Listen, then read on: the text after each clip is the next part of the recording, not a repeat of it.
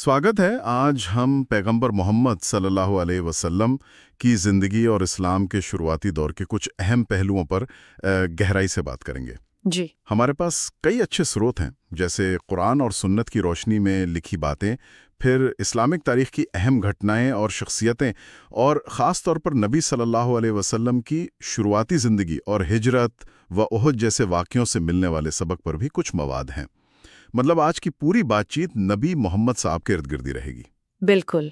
और हमारा मकसद यही है कि इन स्रोतों से वो खास बातें निकालें, मतलब नबी सल्लल्लाहु अलैहि वसल्लम की ज़िंदगी के अहम मोड़, उनके साथियों सहाबा किराम रज़ी अल्लाह अन्हुम की कुर्बानियाँ और इस्लाम शुरू में किन मुश्किलों से गुजरा, कैसे कामयाब हुआ, ये सब समझें। हाँ, क्योंकि ये सिर्फ इतिहास नहीं है, इसमें आज के लिए भी बहुत कुछ है। जी हाँ, इसमें सबक हैं जो आज भी उतने ही मौजू हैं। तो चलिए शुरू करते हैं नबूवत मिलने से भी पहले की एक बात से।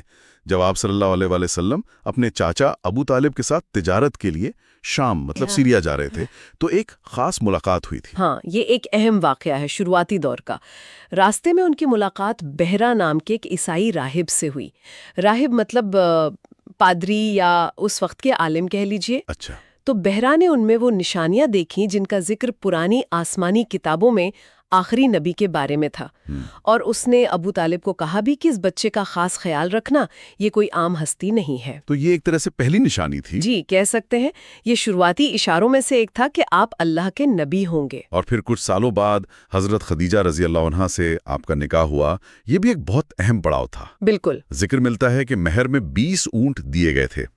खैर, जब नबूवत मिली, जब पहली वही आई, तो हजरत खदीजा रजी अल्लाह अन्हा ने इसे कैसे लिया? उन्होंने तस्दीक कैसे की? देखिए, हजरत खदीजा रजी अल्लाह अन्हा बहुत समझदार और आला ज़र्फ खातून थी। जब नबी सल्लल्लाहु अलैहि वसल्लम ने उन्हें गारे हिरा का वो पहला तजुर्बा बताया, सूरे अलग की आयतें, तो वो घबराई नहीं। हाँ। बल्कि उन्होंने आप सल्लल्लाहु अलैहि वसल्लम को तसल्ली दी और फिर वो अपने चचेरे भाई वर्का बिन नौफल के पास ले गईं। वो ईसाई आलिम थे और पुरानी किताबों का इल्म रखते थे। अच्छा, वर्का बिन नौफल। जी। वर्का ने सारी बात सुनकर फौरन कहा कि ये वही नामूस है, मतलब फरिश्ता जिब्रील, जो हजरत मूसा अलैहिस्सलाम पर भी आता था। और उन्होंने कहा कि आप इस उम्मत के नबी हैं।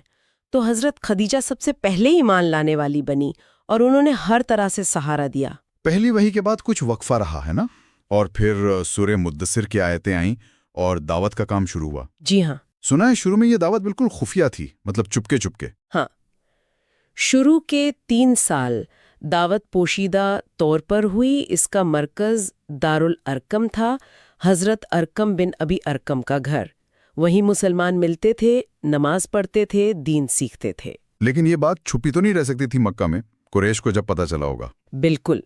जब खुलकर दावत देने का हुक्म आया तो कुरैश की तरफ से मुखालफत भी खुलकर सामने आ गई। उन्हें ये बर्दाश्त नहीं था कि उनके बाप दादा का तरीका छोड़ा जाए। उन्होंने नबी सल्लल्लाहु अलैहि वसल्लम के चचा अबू तालिब, जो उस वक्त कबीले के सरदार थे और आपकी हिफाजत करते थे, उन पर दबाव डाला। जी, उन पर बहुत दबाव डाला कि वो आपको रोकें। यहाँ तक के एक वफ्द बनाकर उनके पास गए।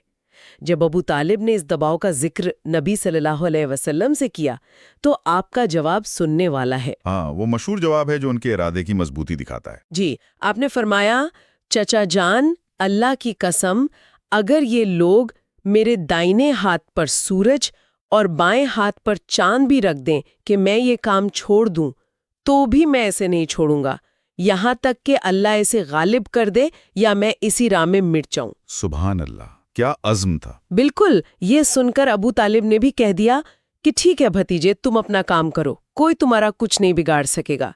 लेकिन फिर भी अबू जहल जैसे बड़े दुश्मन थे जो कमजोर मुसलमानों पर बहुत जुल्म करते थे। जुल्म जब बहुत बढ़ गया तो फिर हिजरत का हुक्म हुआ। ये पहली हिजरत थी, मदीना वाली नहीं। जी, ये पहली हिजरत थी हबशा की तरफ, आज का इथियोपिया या अबिसीनिया। हबशा क्यों? क्योंकि नबी सल्लल्लाहु अलैहि वसल्लम को मालूम था कि वहां का बादशाह नज्जाशी इंसाफ पसंद है और किसी पर जुल्म नहीं होने देता। तो कुछ मुसलमानों को इजाजत दी गई कि वो वहां चले जाएं। कितने लोग थे इसमें? पहली बार में 11 मर्द और 4 औरतें थीं। یہ نبوت کے 5ویں سال کی بات ہے۔ یہ بہت بڑا قدم تھا، اپنا وطن گھر بار سب چھوڑنا پڑا صرف دین کی خاطر۔ قرآن میں بھی اس کا ذکر ہے سورہ النحل میں۔ اور یہ سب نبی محمد صاحب کی تعلیمات پر عمل کرتے ہوئے؟ جی ہاں، اللہ اور اس کے رسول کے حکم پر۔ مکہ میں پھر حالات اور بگڑے، وہ سوشل بائیکاٹ والا واقعہ۔ ہاں، وہ بہت سخت دور تھا۔ قریش نے دیکھا کہ ظلم سے بھی بات نہیں بن رہی، تو انہوں نے بنی ہاشم اور بنی مطلب یعنی نبی صلی اللہ علیہ وسلم کے پورے خاندان کا مکمل بائیکاٹ کر دیا۔ مطلب کوئی لین دین نہیں، کوئی رشتہ نہیں؟ بالکل، نہ ان سے کوئی شادی کرے گا، نہ ان کو کوئی چیز بیچے گا، نہ خریدے گا۔ انہیں شعیب ابی طالب نامی ایک گھاٹی میں محصور کر دیا گیا۔ 3 سال تک یہ بائیکاٹ چلا۔ 3 سال؟ یہ تو بہت لمبا عرصہ ہے، گزارا کیسے ہوتا؟ اور بہت مشکل سے۔ کھانے پینے کی اتنی قلت ہو گئی تھی کہ لوگ پتے اور جانوروں کے سوکھی کھالیں ابال کر کھانے پر مجبور تھے۔ بچوں کے رونے کی آوازیں گھاٹی کے باہر تک سنائی دیتی تھیں۔ اس بائیکاٹ کا ایک باقاعدہ عہد نامہ لکھا گیا تھا، جسے منصور بن اکرمہ نے لکھا تھا اور کعبے میں لٹکا دیا گیا تھا کہ کوئی اسے توڑے گا نہیں۔ لیکن یہ ختم کیسے ہوا پھر؟ اللہ کی طرف سے ایک معجزہ ہوا۔ نبی صلی اللہ علیہ وسلم کو وحی کے ذریعے بتایا گیا کہ اس عہد نامے کو دیمکوں نے کھا لیا ہے، سوائے اس حصے کے جہاں بسم اللہ یا اللہ کا نام لکھا تھا۔ اچھا۔ جب ابو طالب نے قریش کو یہ بتایا اور انہوں نے جا کر دیکھا تو واقعی ایسا ہی تھا۔ اس کے بعد کچھ رحم دل قریشی سردار جیسے ہشام بن عمرو نے بھی کوشش کی اور آخرکار یہ ظالمانہ بائیکاٹ ختم ہوا۔ اس میں بھی صبر اور اللہ کی مدد کا سبق ہے۔ یقیناً بائیکاٹ ختم ہونے کے کچھ ہی وقت بعد ایک اور بڑا صدمہ آیا، جسے عام الحزن یعنی غم کا سال کہا جاتا ہے، کہ یہ نبوت کا 10واں سال تھا۔ اسی سال پہلے حضرت ختیجہ رضی اللہ عنہا کا انتقال ہو گیا۔ وہ نہ صرف بیوی تھیں بلکہ سب سے پہلی ایمان لانے والی، سب سے بڑی مددگار، ہر مشکل میں ساتھ دینے والی تھیں۔ اور پھر کچھ ہی دنوں یا مہینوں کے اندر ان کے چچا ابو طالب بھی وفات پا گئے۔ حالانکہ وہ ایمان نہیں لائے تھے، لیکن وہ نبی صلی اللہ علیہ وسلم کی حفاظت کرتے تھے۔ ان کی وجہ سے قریش کھل کر ہاتھ نہیں ڈال پاتے تھے۔ ان دونوں وفاتوں سے آپ کو بہت رنج ہوا اور ظاہری سہارا بھی کم ہو گیا، اسی لیے اس سال کو غم کا سال کہتے ہیں۔ حضرت ختیجہ رضی اللہ عنہ کی وفات کے بعد آپ نے حضرت سودا بنت زمع رضی اللہ عنہ سے نکاح کیا تھا۔ جی ہاں۔ مکہ میں اب حفاظت کم ہو گئی تھی تو آپ نے سوچا کہ شاید کہیں اور دعوت دی جائے۔ طائف کا سفر اسی سلسلے میں تھا۔ جی، مکہ والوں کی سختی دیکھ کر آپ نے سوچا کہ شاید طائف کے لوگ، جو مکہ سے قریب ہی ایک بڑا شہر تھا اور وہاں بنی ثقیف کا مضبوط قبیلہ رہتا تھا، شاید وہ بات مان لیں۔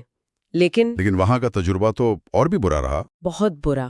وہاں کے سرداروں نے نہ صرف دعوت ٹھکرائی بلکہ مذاق اڑایا اور شہر کے لڑکوں اور غلاموں کو پیچھے لگا دیا کہ وہ پتھر ماریں۔ اللہ! انہوں نے اتنے پتھر مارے کہ آپ کی مبارک جسم سے خون بہنے لگا اور جوتے خون سے بھر گئے۔ آپ زخمی حالت میں ایک باغ میں پناہ لینے پہ مجبور ہوئے۔ یہ تو انتہائی تکلیف دہ واقعہ ہے۔ جی، لیکن اسی باغ میں ایک چھوٹی سی امید کی کرن بھی نظر آئی۔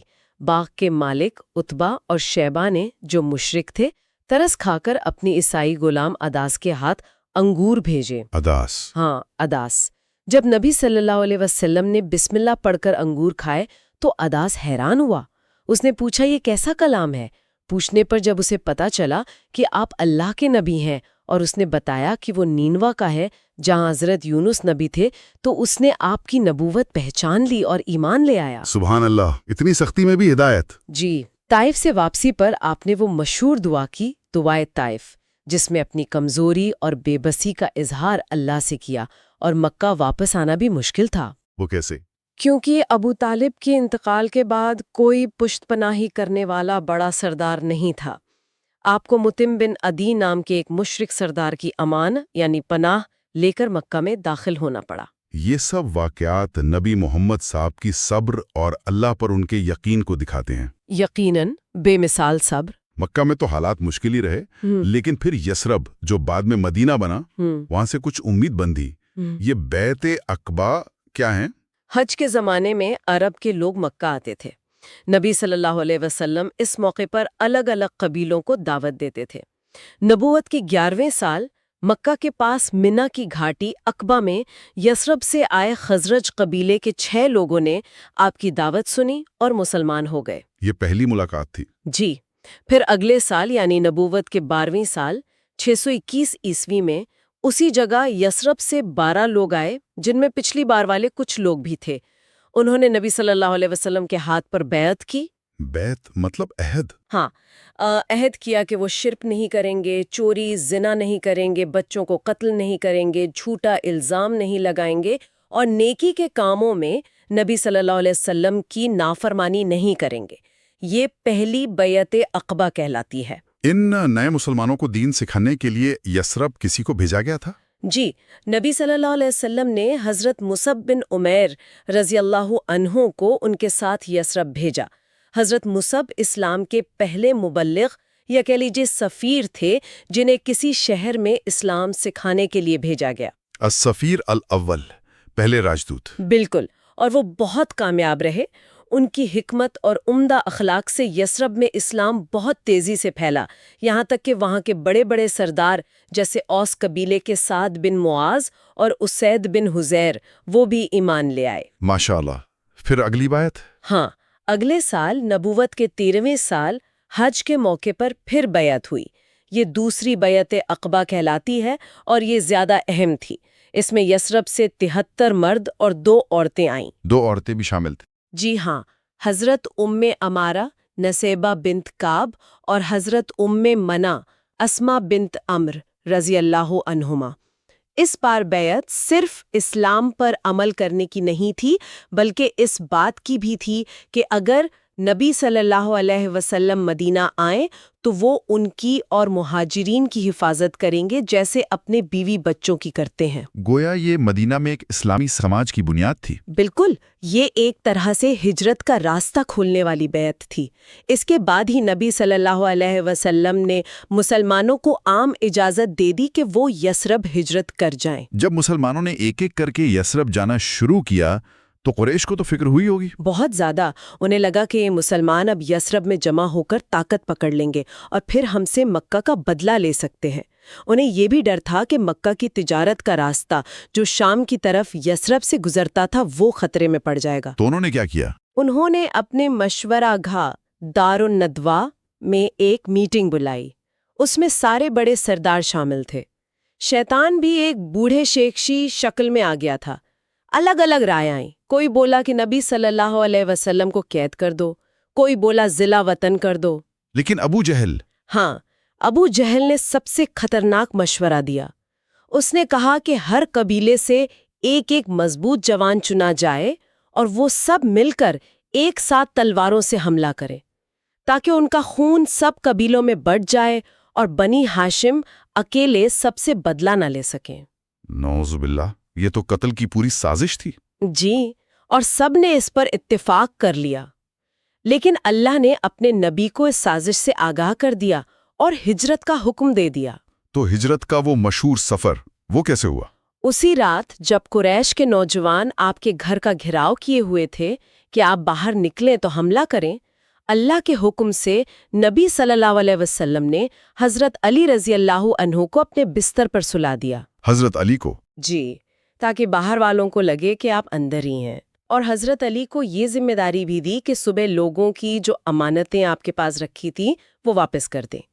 پھر آپ گھر سے نکلے، ان گھیراو کرنے والوں پر ایک مٹھی مٹی پھینکی اور سورہ یاسین کی شروع کی آیتیں پڑھتے ہوئے ان کے بیچ سے نکل گئے اور انہیں پتہ بھی نہیں چلا۔ سبحان اللہ۔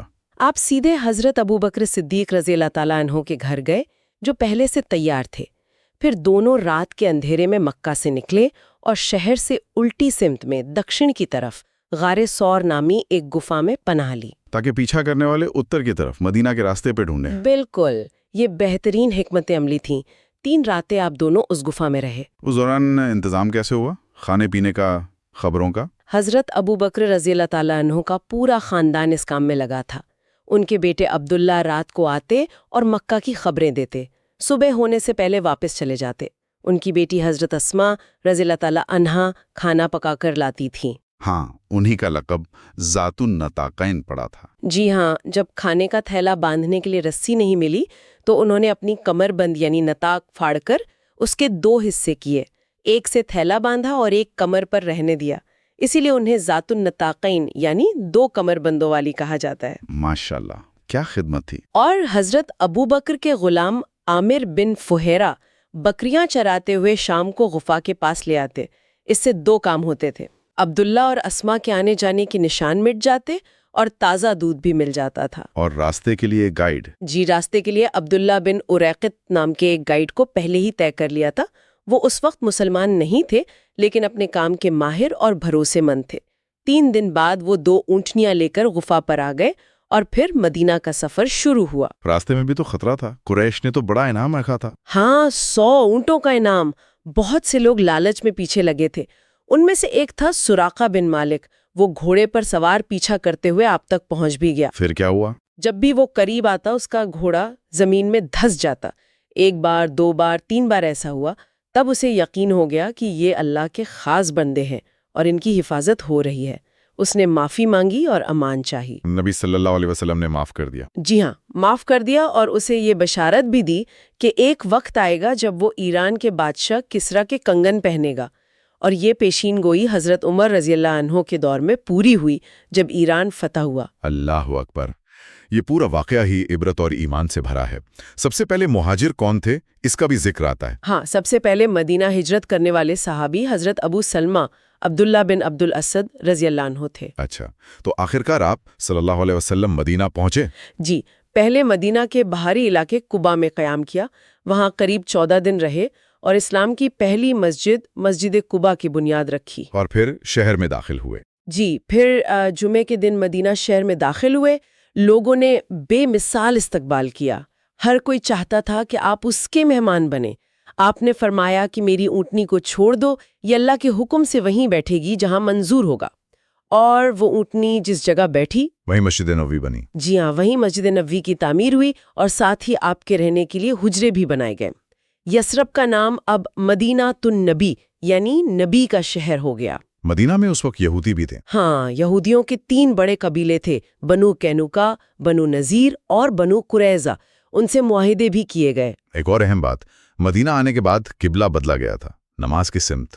جی، ہجرت کے بعد بھی مسلمان بیت المقدس یعنی یروشلم کی طرف ہی رخ کر کے نماز پڑھتے تھے، تقریباً 16.5 یا 17 مہینے تک۔ نبی صلی اللہ علیہ وسلم کی دلی خواہش تھی کہ قبلہ کعبہ ہو، تو اللہ نے حکم نازل فرمایا؟ جی ہاں، 2 ہجری میں سورہ البقرہ کی آیت 144 نازل ہوئی اور نماز کے دوران ہی قبلہ بدلنے کا حکم آیا۔ اسے تحویل قبلہ کہتے ہیں۔ یہ مسلمانوں کی اپنی پہچان اور مرکزیت کے لیے بہت اہم تھا۔ مدینہ میں اسلامی ریاست قائم ہو گئی، لیکن مکہ کے قریش تو دشمن تھے ہی۔ پہلا بڑا ٹکراؤ کب اور کہاں ہوا؟ پہلا بڑا اور تاریخی مارکہ غزوہ بدر تھا۔ یہ ہجرت کے دوسرے سال رمضان کے مہینے میں ہوا۔ غزوہ مطلب جس میں نبی خود شریک ہوئے؟ جی، قرآن نے اسے یوم الفرقان کہا ہے، حق اور باطل کے بیچ فرق کرنے والا دن۔ اس میں تعداد کا تو بہت فرق تھا۔ بہت زیادہ۔ مسلمان صرف 313 کے قریب تھے، کم ہتھیار، کم سواریاں، جبکہ قریش کا لشکر 1000 کے قریب تھا، پورے ساز و سامان کے ساتھ۔ لیکن مسلمانوں کا جذبہ اور اللہ پر یقین بہت بلند تھا۔ اور نتیجہ؟ اللہ کی خاص مدد سے مسلمانوں کو زبردست فتح ملی۔ قریش کے 70 بڑے بڑے سردار مارے گئے، جن میں ابو جہل، عتبہ، شیبہ جیسے لوگ شامل تھے۔ 70 ہی قیدی بنائے گئے۔ ابو جہل کو کس نے مارا تھا؟ اسے 2 نوجوان انصار صحابیوں حضرت معاذ اور حضرت معوذ بن افرا رضی اللہ عنہما نے شدید زخمی کیا تھا۔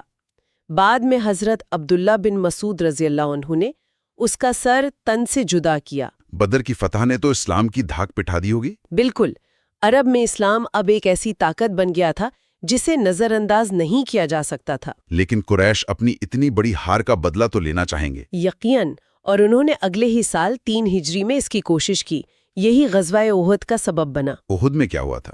اس میں تو مسلمانوں کو نقصان اٹھانا پڑا تھا۔ جی، اس بار قریش 3000 کے لشکر کے ساتھ آئے۔ مدینہ کے باہر احد پہاڑ کے دامن میں لڑائی ہوئی۔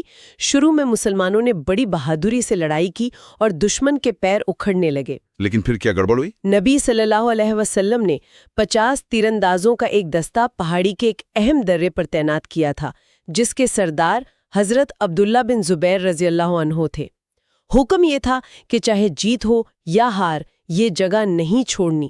اور انہوں نے جگہ چھوڑ دی؟ جب انہوں نے دیکھا کہ دشمن بھاگ رہا ہے اور مسلمان مال غنیمت جمع کر رہے ہیں تو ان میں سے زیادہ تر یہ سمجھے کہ لڑائی ختم ہو گئی۔ سردار کے منع کرنے کے باوجود وہ نیچے اتر آئے۔ صرف 10-12 لوگ اپنی جگہ پر رہے۔ یہ تو بڑی غلطی تھی۔ ہاں، اور اس کا نتیجہ فوراً نکلا۔ دشمن کے ایک کمانڈر خالد بن ولید، جو اس وقت تک مسلمان نہیں ہوئے تھے، انہوں نے یہ موقع دیکھا اور پلٹ کر اسی درے سے حملہ کر دیا۔ پیچھے سے حملہ؟ جی، اس سے مسلمانوں کی صفوں میں بھگدڑ مچ گئی، جیتی ہوئی بازی پلٹ گئی، بہت نقصان ہوا، 70 صحابہ شہید ہوئے۔ ان میں حضرت حمزہ رضی اللہ عنہ بھی تھے؟ جی ہاں، نبی صلی اللہ علیہ وسلم کے پیارے چچا سید الشہداء حضرت حمزہ رضی اللہ عنہ اسی جنگ میں شہید ہوئے۔ انہیں وحشی بن حرب نامی ایک غلام نے نیزہ مار کر شہید کیا تھا۔ نبی صلی اللہ علیہ وسلم بھی زخمی ہوئے تھے؟ جی، دشمن آپ تک پہنچ گئے تھے۔ عتبہ بن ابی وقاص کے پتھر مارنے سے آپ کے سامنے کے 2 دانت مبارک شہید ہو گئے، چہرہ بھی زخمی ہوا۔ لیکن صحابہ نے حفاظت کی ہوگی؟ بے مثال۔ حضرت ابو دجانہ رضی اللہ عنہ ڈھال بن کر کھڑے ہو گئے، تیروں سے ان کی پیٹھ چھلنی ہو گئی۔ حضرت طلحہ بن عبید اللہ رضی اللہ عنہ نے اپنے ہاتھ پر تیر روکے، جس سے ان کا ہاتھ بیکار ہو گیا۔ حضرت نسیبہ بنت کعب ام امارہ رضی اللہ عنہا بھی تلوار لے کر دشمنوں پر ٹوٹ پڑیں۔ احد سے سبق کیا ملا پھر؟ سب سے بڑا سبق تو امیر یا لیڈر کی اطاعت، حکم ماننے کی اہمیت کا ہے۔ ذرا سی حکم عدولی کتنی بھاری پڑ سکتی ہے۔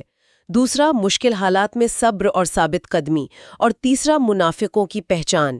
عبداللہ بن ابی، جو منافقوں کا سردار تھا، وہ اپنے 300 ساتھیوں کو لے کر عین موقع پر واپس چلا گیا تھا۔ جی ہاں، یہ سب تجربات آگے کام آئے ہوں گے۔ بالکل۔ احد کے بعد ایک اور بڑی جنگ کا ذکر ہے، غزوہ احزاب یا خندق۔ احزاب مطلب ٹولیاں۔ جی، یہ 5 ہجری میں ہوئی۔ اس بار قریش اکیلے نہیں تھے، بلکہ انہوں نے غطفان جیسے بڑے عرب قبیلوں اور مدینہ سے نکالے گئے یہودی قبیلے بنو نذیر کے ساتھ مل کر ایک بڑا اتحاد بنایا۔ اسی لیے اسے احزاب کی جنگ کہتے ہیں۔ کتنی فوج تھی ان کی؟ تقریباً 10,000۔ یہ اس وقت عرب میں بہت بڑا لشکر تھا۔ وہ مدینہ پر چڑھ آئے۔ مدینہ نے اس کا مقابلہ کیسے کیا؟ یہ بہت مشکل صورتحال تھی۔ اس موقع پر حضرت سلمان فارسی رضی اللہ عنہ، جو ایران سے آئے تھے اور وہاں کی جنگی تدبیروں سے واقف تھے، انہوں نے مشورہ دیا کہ مدینہ کے اس حصے میں جہاں سے حملہ ہو سکتا ہے، ایک خندق یعنی خائی کھود دی جائے۔ خندق، یہ تو عربوں کے لیے نئی چیز تھی۔ بالکل۔ نبی صلی اللہ علیہ وسلم کو یہ مشورہ پسند آیا اور صحابہ کے ساتھ مل کر آپ نے خود بھی خندق کھودی۔ یہ بہت محنت کا کام تھا، سردی تھی، کھانا کم تھا، لیکن سب نے مل کر یہ کام کیا۔ تو خندق نے دشمن کو روک لیا؟ ہاں، جب دشمن کا لشکر پہنچا تو وہ خندق دیکھ کر حیران رہ گئے۔ وہ اسے پار نہیں کر سکتے تھے۔ انہوں نے مدینہ کا محاصرہ کر لیا، جو قریب 1 مہینے تک جاری رہا۔ یہ محاصرہ بھی بڑا سخت رہا ہوگا۔ بہت سخت۔ اندر کھانے کی کمی، باہر دشمن کا ڈر، اور اوپر سے بنو قریظہ کے یہودیوں نے، جو مدینہ کے اندر ہی تھے، انہوں نے بھی عہد توڑ دیا اور دشمن سے مل گئے۔ مسلمانوں کے لیے یہ بڑی آزمائش تھی۔ سورہ الاحزاب میں اس کا نقشہ کھینچا گیا ہے۔ پھر کامیابی کیسے ملی؟ آخرکار اللہ کی مدد آئی۔ ایک رات بہت تیز اور ٹھنڈی ہوا چلی، جس نے دشمن کے خیمے اکھاڑ دیے، ان کے چولہے بجھ گئے، گھوڑے بدک گئے، ان میں بددلی پھیل گئی اور وہ محاصرہ اٹھا کر واپس چلے گئے۔ اور بنو قریظہ کا کیا ہوا؟ احزاب کے جاتے ہی نبی صلی اللہ علیہ وسلم نے حکم دیا کہ اب بنو قریظہ کی طرف چلو، جنہوں نے غداری کی تھی۔ ان کا بھی محاصرہ کیا گیا اور انہوں نے حضرت سعد بن معاذ رضی اللہ عنہ کو اپنا حکم جج مانا، جن کے فیصلے کے مطابق ان کے لڑنے والے مرد قتل کیے گئے۔ حضرت سعد بن معاذ، جن کا ذکر پہلے بھی آیا تھا؟ جی ہاں، وہی اوس کے سردار۔ وہ احزاب کی جنگ میں ہی شدید زخمی ہوئے تھے اور اسی زخم کی وجہ سے بعد میں شہید ہوئے۔ ان کی وفات پر حدیث میں آتا ہے کہ اللہ کا عرش ہل گیا تھا۔ اللہ اکبر۔ خندق کے بعد ایک اہم مرحلہ آتا ہے صلح حدیبیہ۔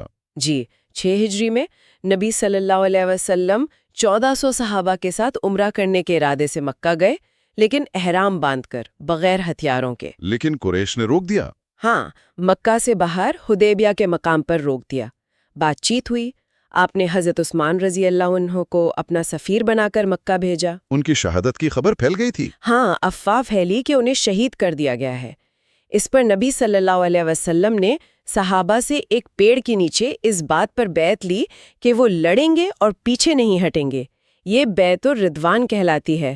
اللہ نے قرآن سورہ فتح میں اس بیعت سے اپنی رضامندی کا اظہار کیا۔ لیکن پھر صلح ہو گئی؟ جی، بعد میں پتہ چلا کہ حضرت عثمان صحیح سلامت ہے، اور پھر قریش کے نمائندے سہیل بن عمرو کے ساتھ ایک معاہدہ ہوا، جس کی شرطیں بڑی سخت تھیں۔ ہاں، ظاہری طور پر مسلمانوں کے لیے، جیسے اس سال عمرہ کیے بغیر واپس جانا ہوگا، اگلے سال آ سکتے ہیں صرف 3 دن کے لیے، 10 سال تک جنگ نہیں ہوگی، اور سب سے سخت شرط یہ تھی کہ اگر مکہ سے کوئی مسلمان ہو کر مدینہ جائے تو اسے واپس کرنا ہوگا، لیکن مدینہ سے کوئی بھاگ کر مکہ آئے تو اسے واپس نہیں کیا جائے گا۔ یہ تو بہت ناگوار گزری ہوگی صحابہ کو۔ بالکل، خاص کر جب اسی وقت سہیل بن عمرو کے اپنے بیٹے حضرت ابو جندل رضی اللہ عنہ زنجیروں میں جکڑے ہوئے کسی طرح وہاں پہنچ گئے اور پناہ مانگی، لیکن معاہدے کی روح سے انہیں واپس کرنا پڑا۔ یہ بڑا دل دکھانے والا منظر تھا۔ تو پھر قرآن نے اسے فتح مبین یعنی کھلی فتح کیوں کہا؟ یہ اللہ کی حکمت تھی۔ حضرت عمر رضی اللہ عنہ جیسے صحابی بھی شروع میں پریشان تھے، لیکن اس صلح کا نتیجہ یہ نکلا کہ جنگ بند ہونے سے امن کا ماحول بنا، لوگ ایک دوسرے سے ملنے لگے، اسلام کی دعوت کھلے عام پھیلنے لگی۔ اچھا، تو امن کی وجہ سے دعوت کو فائدہ ہوا؟ بہت زیادہ۔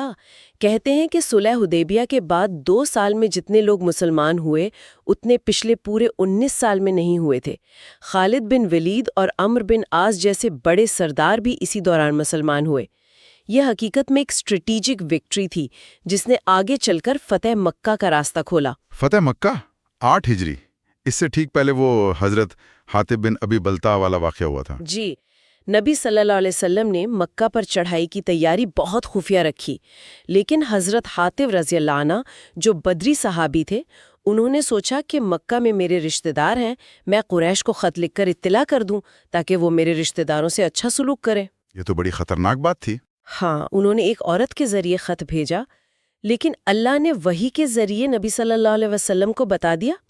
حضرت علی اور کچھ اور صحابہ کو بھیجا گیا اور وہ خط راستے میں ہی پکڑ لیا گیا۔ حضرت حاطب کا کیا ہوا پھر؟ جب ان سے پوچھا گیا تو انہوں نے معذرت کی کہ میرا ارادہ اسلام کو نقصان پہنچانا نہیں تھا، بس اپنے گھر والوں کی حفاظت چاہتا تھا۔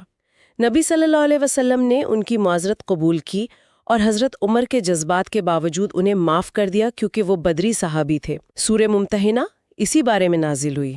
اور پھر فتح مکہ 8 ہجری رمضان کا مہینہ، نبی صلی اللہ علیہ وسلم 10,000 کے لشکر کے ساتھ مکہ میں داخل ہوئے۔ قریش نے معمولی مزاحمت کے سوا کوئی لڑائی نہیں کی، مکہ بغیر خون بہائے فتح ہو گیا۔ اور آپ نے کیا کیا؟ عام معافی؟ جی، کعبے کے پاس کھڑے ہو کر آپ نے وہ تاریخی خطبہ دیا اور اعلان کیا، آج تم پر کوئی ملامت نہیں، جاؤ تم سب آزاد ہو۔ اپنے جانی دشمنوں کو بھی معاف کر دیا۔ یہ رحمت اور عفو درگزر کی انتہا تھی۔ کعبے کو بتوں سے پاک کیا گیا؟ جی ہاں، کعبے میں اور اس کے آس پاس رکھے 360 بتوں کو توڑ دیا گیا۔ حضرت بلال رضی اللہ عنہ نے کعبے کی چھت پر چڑھ کر اذان دی۔ کعبے کی کنجی بنی شیبہ خاندان کے عثمان بن طلحہ رضی اللہ عنہ کو ہی واپس سونپی گئی جو پہلے سے ان کے پاس تھیں۔ فتح مکہ کے بعد کچھ اور اہم غزوات ہوئے؟ جیسے خیبر، حنین۔ جی، فتح مکہ سے پہلے 7 ہجری میں خیبر کی جنگ ہوئی جو مدینہ کے قریب یہودیوں کے مضبوط قلعوں کے خلاف تھی۔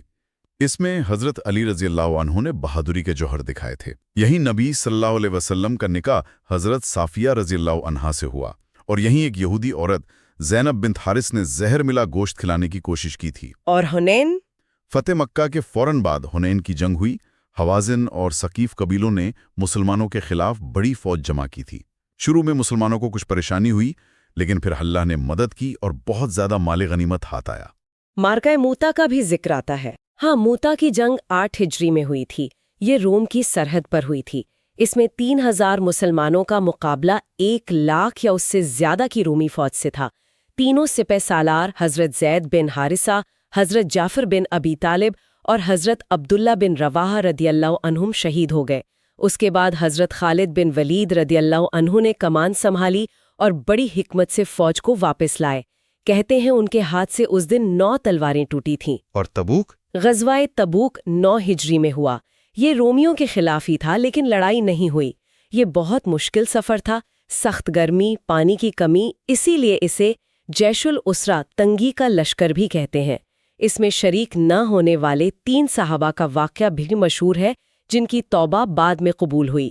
صلاۃ الخوف یعنی ڈر کی نماز غزوہ ذات الرقاع میں پڑھائی گئی تھی۔ یہ ساری جنگیں اور واقعات دکھاتے ہیں کہ اسلام کو پھیلانے اور محفوظ رکھنے کے لیے کتنی جدوجہد کرنی پڑی۔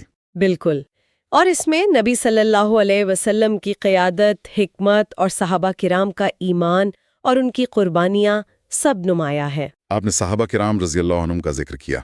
یہ وہ جماعت تھی جو سیدھے نبی صلی اللہ علیہ وسلم کی صحبت میں تیار ہوئی۔ ان میں ایسی کیا خاص بات تھی کہ ویسی جماعت پھر نہیں بن سکی؟ دیکھیں، ان کی سب سے بڑی خصوصیت تو یہی تھی کہ انہوں نے براہ راست نبی رحمت صلی اللہ علیہ وسلم سے تربیت پائی تھی۔ ان کا ایمان تازہ تھا، اللہ سے تعلق بہت گہرا تھا۔ انہوں نے دین کو محض سنا نہیں تھا بلکہ نبی کی زندگی میں چلتے پھرتے دیکھا تھا۔ اور ان کی قربانیاں؟ بے مثال، انہوں نے دین کی خاطر کیا کچھ نہیں سہا، تانے سنے، مار کھائی، بوائیکاٹ جھیلا، گھر بار چھوڑا، رشتے قربان کیے، جانیں دے دیں۔ ان کا اخلاص، ان کا جہاد کا جذبہ، ان کی آپس کی محبت، یہ سب چیزیں انہیں منفرد بناتی ہیں۔ ویسا ماحول، ویسی صحبت اور ویسی رہنمائی بعد والوں کو میسر نہیں تھی۔ یہ دین کی خدمت، علم حاصل کرنا، دعوت دینا، قربانی دینا، کیا یہ صرف مردوں کی ذمہ داری تھی؟ اسلام میں عورتوں کا کیا کردار رہا؟ نہیں، ہرگز نہیں۔ اسلام نے مرد اور عورت دونوں کو ان کی صلاحیت کے مطابق ذمہ داریاں دی ہیں۔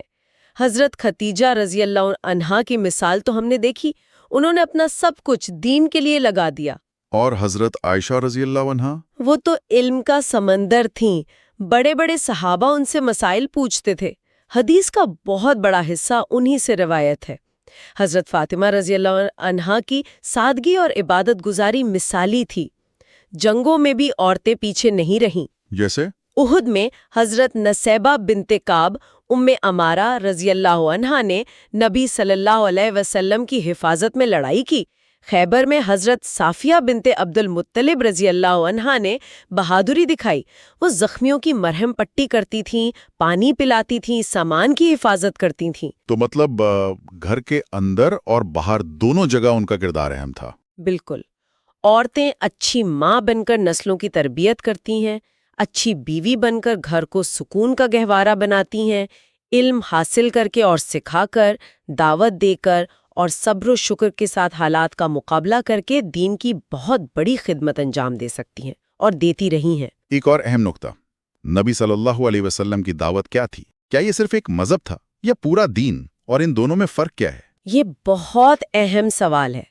نبی صلی اللہ علیہ وسلم کی دعوت دین اسلام کی تھی، صرف مذہب کی نہیں۔ فرق کیا ہے دونوں میں؟ دیکھیے، مذہب کا لفظ آج کل زیادہ تر صرف کچھ عقیدوں، رسم و رواجوں اور عبادتوں کے مجموعے کے لیے استعمال ہوتا ہے، مطلب انسان کا خدا سے تعلق۔ اور دین؟ جبکہ دین اس سے کہیں زیادہ وسیع ہے۔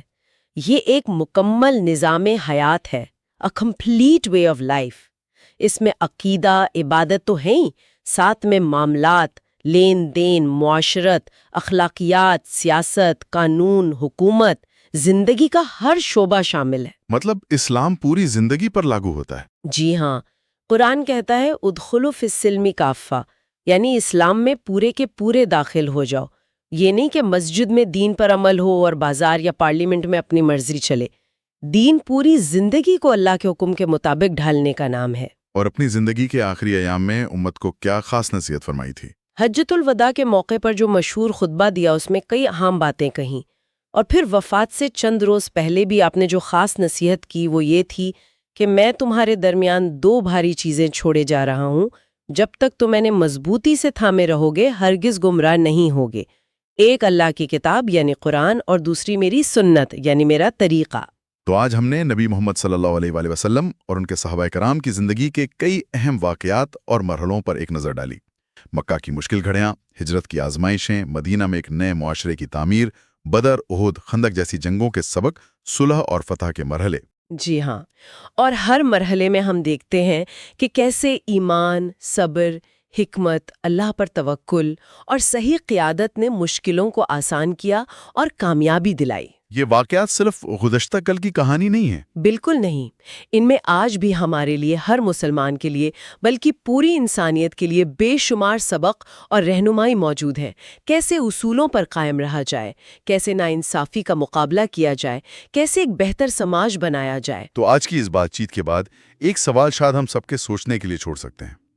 ان پہلے مسلمانوں، صحابہ کرام رضی اللہ عنہم میں آخر وہ کون سی ایسی خاصیت تھی، وہ کون سی روحانی اور اخلاقی طاقت تھی جس نے انہیں دنیا کی بڑی طاقتوں سے ٹکرا جانے اور کامیاب ہونے کی ہمت دی؟